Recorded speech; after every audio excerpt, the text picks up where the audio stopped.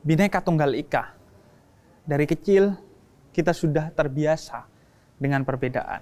Dan kita diajari untuk memahami, menghargai, dan bersatu di tengah perbedaan tersebut. Masyarakat Indonesia terdiri dari berbagai macam perbedaan. Ada perbedaan bahasa, ada perbedaan suku, perbedaan budaya, dan ragam perbedaan lainnya. Namun jika kita berpegang teguh kepada prinsip Bhinneka Tunggal Ika yang sudah diajarkan sejak dulu, maka perbedaan itu justru akan membuat kita kuat, membuat kita teguh sebagai bangsa. Begitupun dalam agama. Islam mengajarkan dalam Al-Quran surat Al-Hujurat ayat 13 bahwa perbedaan itu Allah yang menciptakannya. Perbedaan gender laki-laki dan perempuan, perbedaan suku, perbedaan bangsa, itu semua diciptakan oleh Allah Subhanahu wa Ta'ala. Namun untuk apa? Bukan untuk berpecah belah, tapi untuk saling mengenal dan bersatu di tengah perbedaan tersebut. Itu berarti bahwa perbedaan itu adalah sesuatu yang memang fitrah kita, yang tujuannya adalah persatuan, bukan cerai-berai di tengah perbedaan tersebut. Lalu bagaimana cara kita bersatu di tengah perbedaan tersebut, dan bagaimana cara kita bisa menerima perbedaan tersebut sebagai fitrah kita dan amanat dari Allah, kita akan bahas sesaat lagi di Cahaya untuk Indonesia.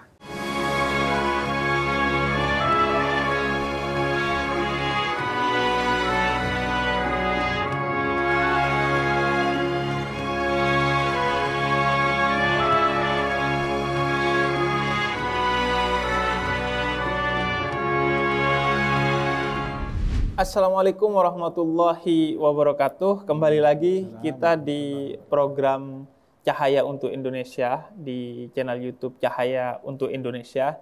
Kita kali ini akan belajar kembali tentang satu hal yang juga penting dan menjadi keresahan bagi kita. Sudah lama, beberapa tahun ini kita dirasakan dengan isu-isu tentang Islam dan nasionalisme. Seolah-olah kalau jadi Muslim itu gak boleh nasionalis, seolah-olah kalau jadi nasionalis itu gak boleh Islami, seolah-olah harus jalan sendiri.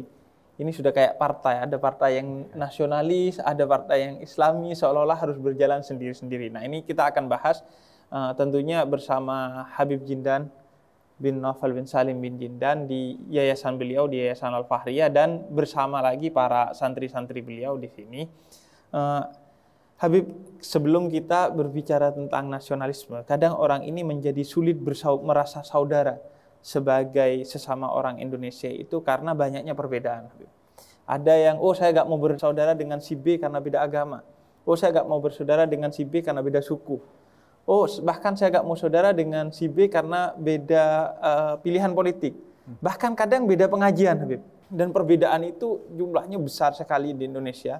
Saya gak berani ngomongin jumlah suku karena jumlahnya ratusan di Indonesia, 500 lebih jumlah perbedaan suku. Bahkan jumlah perbedaan menyebut martabak manis ini. Indonesia ini ada 7, Bib. Kalau di Jakarta biasanya disebutnya martabak manis. Tapi kalau saya di Jawa Timur disebutnya terang bulan. Ada yang bilang kue Bandung dan lain sebagainya. Ada 7. Perkara nyebut martabak manis saja ini. Nah, kalau kita tidak dibekali dengan kesiapan menerima perbedaan dan menganggap seolah-olah yang berbeda itu harus kita musuhi, ajaran Islam seolah-olah mengajarkan tentang itu, ini kan bahaya sekali. Nah, yang pertama, bagaimana kita menyikapi perbedaan ini? Alhamdulillah wassalatu wassalamu ala sayyidina Rasulillah sayyidina Muhammad ibn Abdullah wa ala alihi wa sahbihi wa mawala ma ba'd. Perbedaan tersebut hikmah dari Allah Subhanahu wa taala. Allah taala Maha mampu menjadikan manusia semuanya sama. Tapi Allah Ta'ala bikin perbedaan yang beragam. Perbedaan yang utama perbedaan laki-laki, perempuan. Itu sebuah perbedaan yang nyata. Tapi apakah itu mendasari untuk saling bermusuhan? Tidak. Allah Ta'ala bikin perbedaan laki-laki, perempuan. Perbedaan warna kulit. Perbedaan suku. Perbedaan bangsa. Perbedaan bahasa. Perbedaan budaya. Perbedaan dalam segala hal. Dalam beragam. Bahkan kita pun juga yang satu bangsa, satu suku, satu bahasa, tapi wajah kita beda-beda, nggak ada yang sama. Kita kalau lihat kucing kelihatan wajahnya sama semua. Kalau kita lihat tikus kelihatan wajahnya sama semua. Kalau kita lihat hewan wajahnya sama. Tapi manusia beda semuanya. Semut kelihatannya wajahnya sama semuanya. Tapi kalau manusia wajahnya beda. Untuk apa perbedaan tersebut? Apakah sebagai bahan untuk gorengan, jadi kita jadi berantem, jadi ribut, berkelahi. Lah, Allah Ta'ala berfirman, ya ayuhan nas inna khalaqnakum min dzakarin wa untha. Wahai sekalian manusia, kami ciptakan kalian dari kaum laki-laki, kaum perempuan. Ja'alnakum syu'uban wa qabaila. Kami jadikan kalian berbangsa-bangsa, bersuku bangsa yang beragam, berbeda-beda. Untuk apa? Lita'arafu. Untuk kalian saling kenal, untuk kalian saling pengertian, untuk kalian saling berbagi kebaikan, berbagi ma'ruf satu sama lain, saling berbuat baik kepada satu sama lain. Dan jangan dijadikan perbedaan ini sebagai bentuk klaim terhadap sesuatu yang dia punya. Warna kulit saya yang paling spesial, suku saya yang paling spesial, bahasa saya yang paling spesial, wilayah saya yang paling mulia. Nah. Mau tahu kemuliaan bukan dari suku, bukan dari bangsa, bukan dari warna kulit, bukan dari pakaian, tetapi inna akramakum indallahi atqakum, yang paling mulia di antara kalian di sisi Allah, yang paling bertakwa, yang paling takut kepada Allah Ta'ala, yang paling patuh menjalankan perintah Allah, paling patuh meninggalkan larangan Allah Subhanahu wa Ta'ala. Itu yang paling mulia di sisi Allah Subhanahu wa Ta'ala. Suku bangsa yang paling mulia, yang paling takwa. Dan kita ingin memajukan bangsa, jadikan bangsa kita ini makin bertakwa kepada Allah Subhanahu wa Ta'ala, makin menyayangi satu sama lain, makin merahmati satu sama lain. Dan sesungguhnya antara Islam dan nasionalisme, cinta tanah air, itu tidak ada pertentangan. Ketika ada satu sahabat Rasulullah masuk Islam, ketika dia masuk ke dalam agama Islam, saat itu suku Arab, bangsa Arab semuanya musyrikin, non-muslim. Begitu dia masuk Islam, kamu bukan orang Arab lagi. Kamu bukan suku Arab lagi, bukan bangsa. Tidak, tetap Nabi Muhammad bilang, ana Arabi. Aku tetap orang Arab. Walaupun membawa sesuatu yang bertentangan dengan seluruh bangsa Arab. Terus Rasulullah berbangga mengucapkan, wal Quran Arabi. Quran bahasanya pun juga bahasa Arab. Wa lughat ahlul jannah Arabiyah, bahasa surga pun juga bahasa Arab, sebagai bentuk penghormatan kepada Nabi Muhammad sallallahu alaihi wasallam. Kemudian juga diperintahkan untuk cinta, masalah cinta kepada Arab, begitu, bukan berarti cinta kepada Arab berarti kita benci kepada bangsa kita, atau menganggap bangsa kita, suku kita rendah atau hina. Tidak. Ini masalahnya karena semata-mata karena Rasulullah sallallahu alaihi wasallam. Alasannya kita wajib cinta kepada Arab tersebut. Alasannya bukan masalah kesukuan, bukan karena apapun. Karena Nabi Muhammad orang Arab, karena Al-Quran bahasa Arab, karena surga bahasanya juga bahasa Arab. Enggak ada orang yang mempermasalahkan ketika kita ada seseorang cinta kepada artis dari negeri lain. Atau pro dengan produk dari negara lain, luar negeri. Semuanya ini produk, ini semuanya dari luar negeri, ini semuanya dari luar negeri. Sampai kopiah kita nggak taunya made in China juga. Semuanya dari sejadah kita pun juga dari luar negeri. Semuanya. Terus berarti kita benci kepada negeri kita sendiri? Tidak begitu. Apalagi juga dengan Islamnya kita, bukan berarti kita benci kepada hal-hal yang lain, kesukuan ataupun juga kepada bangsa, kepada negara. Tidak. Semuanya itu bisa bersinergi, apalagi dalam konsep ketakwaan kepada Allah Jalla Jalaluhu wa Ta'ala Ta'zamatu. Kadang kita dipertentangkan antara kecintaan kita kepada bangsa Arab sebagai bentuk kecintaan kita kepada Nabi Muhammad dengan seolah-olah karena kita cinta kepada bangsa Arab karena itu bangsanya Nabi Muhammad, seolah-olah akhirnya nggak cinta kepada Indonesia karena menganggap nggak ada tuntunan dari Nabi untuk mencintai negerinya, untuk mencintai Indonesia. Yang ada tuntunan hanya mencintai bangsa Arab. Nah, kadang orang minta dalil Habib, tentang bagaimana mencintai negerinya sendiri masing-masing. Ada sahabat Tsumabah bin Utsal, ketika dia masuk Islam langsung buat statement, ya Rasulullah, dahulu di muka bumi ini nggak ada orang yang paling saya benci melebihi engkau. Tapi begitu Islam masuk, sekarang wajahmu menjadi orang yang paling saya cintai. Ya Rasulullah, dulu nggak ada suku, kelompok, bangsa yang lebih saya benci daripada nih sahabat-sahabatmu. Sekarang sahabat-sahabatmu menjadi orang yang paling saya cintai. Semata-mata karena Nabi Muhammad. Bahkan, ya Rasulullah, dulu nggak ada tempat, kampung, wilayah yang lebih saya benci melebihi negeri engkau ini. Kampungmu ini, Madinah. sekarang menjadi tempat yang paling saya cintai. Kenapa? Sebab dipijak oleh telapak kakinya Rasulullah sallallahu alaihi wasallam, murni profesional semata-mata karena Nabi Muhammad sallallahu alaihi wasallam. Kita cinta dengan Mekah, Madinah. Kenapa? Di situ napak tilasnya Rasulullah sallallahu alaihi wasallam. Di Madinah jasadnya Nabi Muhammad ada di situ. Ada Masjidin Nabawi, ada tempat-tempat spot yang Nabi pernah duduk di situ, pernah baring situ, pernah tidur di situ, pernah berjalan di situ. Sampai Imam Malik bin Anas di Madinah nggak mau pakai sendal dan tidak berani naik kendaraan di atas kota Madinah. Dia bilang, kenapa wahai Imam? Di mana saya akan pijakkan sendal saya ataupun juga kaki keledai saya di tempat-tempat yang pernah dipijak oleh telapak kaki Nabi atau malaikat Jibril? Bentuk penghormatannya. Di Mekah pun juga napak tilas Rasulullah. Di situ Rasulullah dilahirkan. Ada rumah tempat lahirnya Rasulullah. Ada rumah tempat dihuni oleh Rasulullah sallallahu alaihi wasallam. Ada masjid yang selalu dimasuki oleh Rasulullah, yang dibangun oleh Rasulullah di tempat tersebut. Ka'bah yang ditawaf dikelilingi oleh Nabi Muhammad sallallahu alaihi wasallam. Mudah-mudahan Allah Ta'ala jaga Haramain Syarifain. Ketika kita mendoakan Mekah dan Madinah dan tempat-tempat seperti Masjidil Aqsa dan napak tilasnya Rasulullah, bukan berarti kita benci kepada negeri kita, enggak. Kita cinta kepada dan kita menghormatinya, dan bentuk penghormatan kita kepada negeri ini, kita jaga negeri ini dengan ketakwaan kepada Allah Subhanahu wa taala, menjaga kawasan kita, menjaga lingkungan kita. Rasulullah sallallahu alaihi wasallam bahkan bilang di dalam hadis, wallahi la yu'min, wallahi la yu'min, wallahi la yu'min. Demi Allah tidak beriman, tidak beriman, tidak beriman. Siapa gerangan yang tidak beriman? Man la yu'min jarah bawaigah. Yang tidak beriman itu adalah orang yang tidak membuat lingkungannya, kawasannya, tetangganya aman dari gangguannya. Jadi kalau dia ganggu lingkungannya, dia ganggu kawasannya, dia ganggu tetangganya, masyarakat sekitarnya, maka dia tidak beriman. Kata Rasulullah SAW. Terus di antara masyarakat lingkungan kita atau tetangga kita, jiran kita, itu ada beberapa hal. Ada 3 macam. Ada tetangga yang memiliki satu hak. Adalah tetangga yang berdekatan dengan kita. Satu kawasan, satu wilayah, satu lingkungan. Dia punya hak yang harus kita hargai. Sebagai tetangga. Sebagai tetangga dan orang-orang yang berada di kawasan kita, di lingkungan kita. Ada lagi tetangga yang punya 2 hak. Adalah dia haknya tetangga dan juga sama-sama muslim.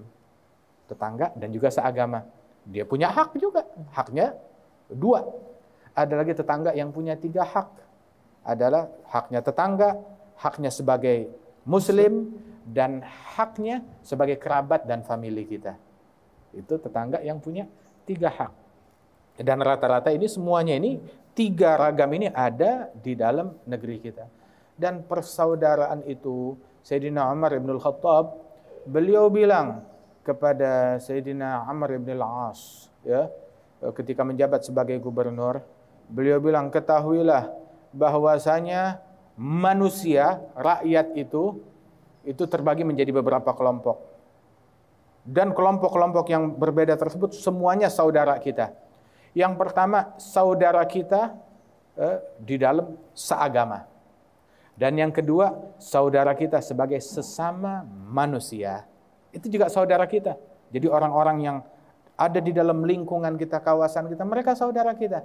Saudara yang seagama atau saudara sebagai sesama manusia.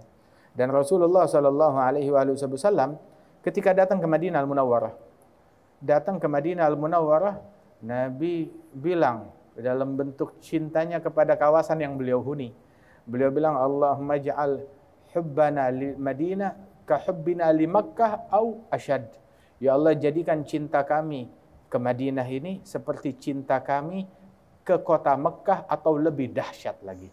Nabi orang Mekah, kampung halamannya Mekah, begitu pindah ke Madinah, tempat yang dia huni dicintai oleh Rasulullah sallallahu alaihi wasallam. Statement pertama yang dilakukan oleh Nabi Muhammad, ayyuhan nas, wahai sekalian manusia, afsyus salam, sebarkan salam. Dan semua yang diajak ini ayyuhan nas. Nabi tidak memanggil ayyuhal muslimun, wahai orang Islam, atau ayyuhal muhajirun, hei orang muhajirin yang sekampung sama saya. Atau ayyuhal ansar, wahai orang-orang yang ada di kampung sini saja. Tidak. Tapi yang dipanggil ayuhan nas, wahai manusia, muslimin, muhajirin, ansar, Yahudi, Nasrani, kemudian juga musyrikin, suku Aus, suku Khazraj, semuanya dipanggil, semuanya diminta turut andil, sebarkan salam. Sebarkan salam bukan cuma sekedar ucapan salam aja, tapi juga punya peran aktif menjaga kedamaian.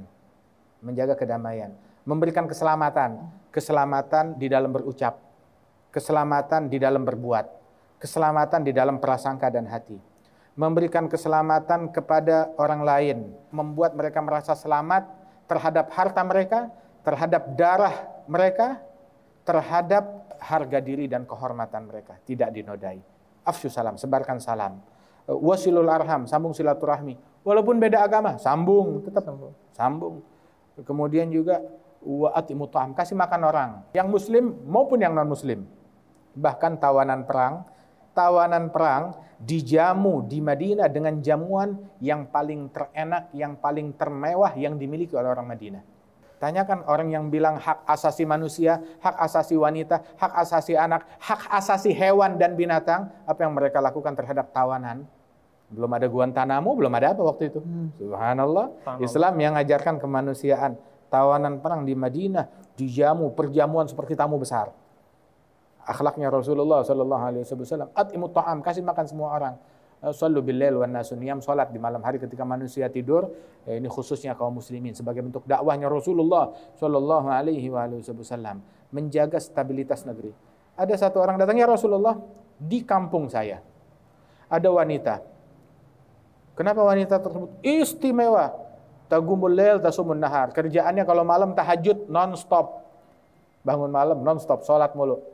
Ibadat sepanjang malam. Kemudian siang hari tasumun nahar, tiap hari puasa. Tapi satu, kan lakinnaha tu'zi jaraha bilisaniha, tapi dia mengganggu kawasannya, lingkungannya dengan lidahnya, dengan mulutnya. Maka apa fatwanya Nabi?